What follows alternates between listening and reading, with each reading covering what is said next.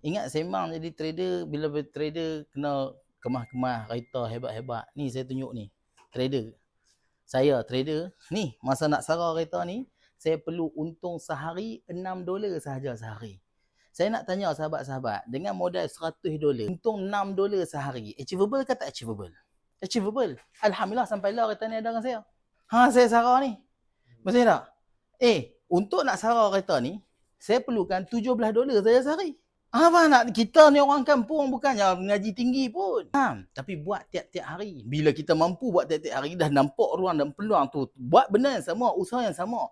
Cuma kita tukar kapital, tukar lot size, dia menjadikan result yang berbeza. Lepas tu, faham tak? Tapi sebelum nak dapat hak tu, study dulu. Lagi dapat konsistensi tu dulu. Macam tu lah. Ni $17. Faham? Alah ni bila dah alhamdulillah Allah Ta'ala pun dah bagi kapital pun banyak, duit pun banyak, network pun besar.